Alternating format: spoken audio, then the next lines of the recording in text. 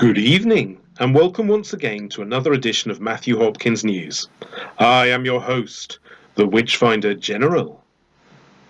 The title of this episode is Esther Baker Drops Truth Defence. Shock.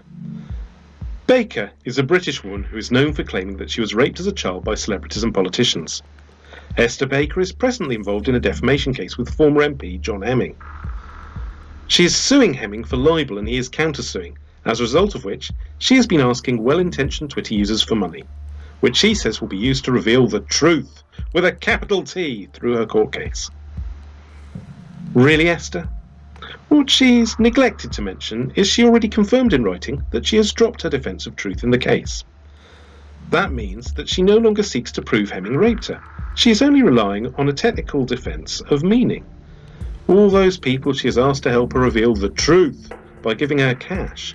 This video is for you. Please, before you reach for your credit card, take time out to watch the video and learn the other things Baker does not want you to know. Libel cases are heard in the Queen's Bench and, unlike the family courts, are not confidential and can be legally reported on as they continue, provided it is fair and accurate. In this video, I include document extracts and other evidence to help give you the other side of the story. Firstly, full disclosure, let me introduce myself. My name is Sam Smith and I write Matthew Hopkins News under the pen name of historic figure Matthew Hopkins. I am a former borough councillor and a law graduate. I have a master's degree in law and I have passed the legal practice course. That's the exam you would need to do to become a solicitor, which is the British word for attorney or lawyer. I have not sought to practice as a solicitor. I would have to do a training contract and I earn a significant amount of money as a company director. But I have 8 years' experience helping people, only ever free for charity as a Mackenzie friend, which is someone who can help you in court if you don't have a lawyer. Because of my qualifications and experience, we've succeeded in a lot of my cases. For example, I was praised in Parliament for helping a woman wrongly accused of lacking mental capacity by her own lawyer. We won. I was praised by a High Court judge in a reported judgment in another case for my sensitivity and skill helping a man sue social services to regain contact with his disabled daughter. Last year, I helped former MP John Hemming run 2 libel cases, pro bono. John sued 2 men for libel, both of whom had supported Esther Baker in her claims that Hemming was part of a cult that raped her. Sorry, better call it a faith-related abuse group, because Esther objects to it being called a cult. David Henke is a former Guardian journalist and he is the former head of news at the infamous Exaro website. He called Esther Baker a victim. We called it libel and John sued. Henke had insurance to pay his legal fees and one of Britain's foremost media law firms, RPC, to defend him. John had me assisting for free, as well as occasional support from barrister Richard Owen Thomas. Henke agreed to a lifelong restraining agreement and to make a donation in lieu of damages. Graham Wilmer, MBE, is the chief executive of the Lantern Project charity. He backed Esther Baker's allegations and Hemming sued for libel and harassment. Like Henke, he had insurance and powerful lawyers at Waitman's. John had me, assisting for free, and occasional support from the barrister. Wilmer agreed to apologise, pay costs, pay a donation in lieu of damages, and a lifelong restraining agreement. For all Esther Baker's protests about powerful men oppressing helpless victims, in fact, the money was actually on the other side in both cases, not on John Hemming's side.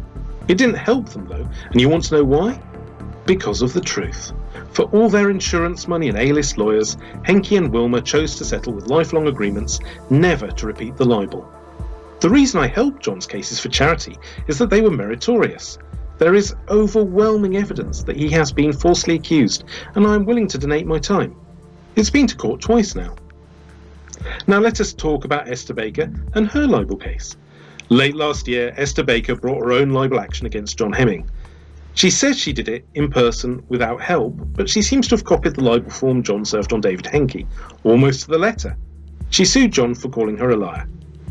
Hemming had not actually intended to pursue Esther Baker, regardless of what he thinks of her, because he did not want to discourage other people who say they are victims of crime. He was only going to go after the journalists and others who backed her claims. When Baker filed her lawsuit, she forced Hemming's hand and he brought a counterclaim, suing her for libel for a tweet he alleges was calling him a rapist on Twitter. In this case, it's being run slightly differently. John has been going to court with a lawyer, Barrister Richard Owen Thomas, because as an alleged victim of abuse, Baker should not be cross-examined by Hemming as a litigant in person. I've still attended court to cover the case and provided informal moral and legal support. This is the lawsuit in which Baker asks for money. She says she's going to prove the truth. If you're thinking of donating, then I salute you for your charity, but before you actually hand over the cash, I ask you to check out the evidence in the rest of this video first. Exposing child abusers is a worthy cause. Many of my articles, and indeed my last video on this channel, expose paedophiles. However, this case, Esther Baker's case, is not what it seems. Baker's libel claim was first filed last year. It was a shambles. Not only was the case filed with the wrong fee in a scrappy, handwritten claim form, it was full of legal errors, and most bizarrely, Esther Baker accused John of raping her, but refused to plead particulars of it or try to prove it.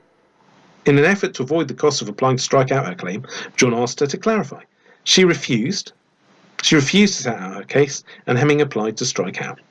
Fast forward to a hearing on 15th of April 2019. The strikeout hearing. Baker turned up with former Exaro editor Mark Watts. Just so you know, Watts was actually sacked by Exaro. To be fair, he did subsequently win an employment tribunal case for unfair dismissal, but it was undefended as the company was in liquidation at the time. In any event, at the last minute, Baker asked for an adjournment. She admitted her papers were deficient and agreed she had to pay costs, but said she had lawyers to act pro bono and redraft the papers. Before lunch, she said she had solicitor Tamsin Allen of Bindmans and leading counsel to provide full representation. The judge asked for proof in the form of an email from the lawyers. After lunch, Baker's story had changed. In fact, Tamsin Allen was offering only limited support, along with a barrister from Matrix Chambers called Kirsten Ziovol. Baker now had an email from solicitor Peter Garston at Simpson Miller instead. His email is desperately important because it confirmed that he and barrister Jonathan Price would review the papers, and depending on the conclusions Price reached, he might offer full pro bono support and representation. That's a huge offer because a libel case can take months or years, and the lawyer acting might well forego thousands in revenues. It was a decent and charitable act, reflecting well on his character. Baker was allowed a second chance, on a tight timetable. She told the judge that she intended to defend John Hemming's counterclaim. There is a transcript of that hearing, and she confirmed that she would still be pleading truth. She told the judge that she was going to prove the rape. The kindly judge, Anthony Metzer QC, allowed Esther Baker a second chance to make her case, and so an order was made by the High Court. Baker would have to pay costs, but she would get her second try at pleading her case. The costs she's liable for are about £12,000 to date. After the hearing, at first things went a little better for Baker. The revised particulars were filed, and they had indeed been prepared by Kirsten Ziovol. When John emailed her to query a point, though, Ziovol wrote back stating that she was no longer involved. Instead, a fundraising campaign mysteriously appeared online on the website crowdjustice.com, in which Baker claimed that she would raise her fees through funding, and if they were raised, Simpson Miller would act. Hang on a minute though, didn't that law firm say that they would consider acting for free, depending on the conclusions Jonathan Price reached? I contacted Simpson Miller and put it to them in a media inquiry. Their response was robust. They were not acting in the libel claim. They were not consulted and did not authorise the crowdfunding campaign. They had asked for their name to be removed. Note that they did not ask for the crowdfunding campaign to be changed or amended. They asked for their name to be removed. In fact, the crowdfunding site took the whole campaign down. Apparently, after considering the documents and the merits of the case, Simpson Miller stopped offering free support. They had dropped Baker within weeks of saying that they would help her. They would not even act if fee paid on the crowdfunding basis. Why did all these lawyers change their mind? Price's offer was kind and generous. I'm sure that he had honourable reasons to drop her, but we will never know his precise grounds because legal advice is confidential. Having said that, I have legal qualifications and I only do pro bono. Why would I stop helping someone, or refuse to help after an initial opinion? The main reason I would refuse to help pro bono is if I thought the case would lose. There's no point raising false hopes and putting someone at risk of legal costs if there's no chance. Price was generously willing to consider offering Esther Baker free help for the whole case, and he must have had a good reason to say no. We will most likely never know his reasons, but I can think of several things that might have concerned him. Baker told police she saw every inch of her supposed rapist, and he had a large birthmark on his back. and bent or curved penis. Hemming filed a picture of his back as an exhibit. There's no birthmark, and never has been. Hemming also has a scar on one of his limbs that Baker never mentioned. He filed medical records showing he received that scar years before the alleged rapes. If he did, she would have seen it. That is powerful evidence she has the wrong man. Baker also claims a Labour lord, now dead, raped her, telling the media it was full rapes. I will not release his name here, but it is in the court papers which are publicly available. I just do not wish to distress the lord's family. We checked the Labour lord's age and discovered he would have been in his 70s at the time of the alleged rapes. Worse for Baker, the Labour lord in question had prostate surgery in the early 1980s. Prostate surgery in those days was a grim business, not the keyhole surgery we have today.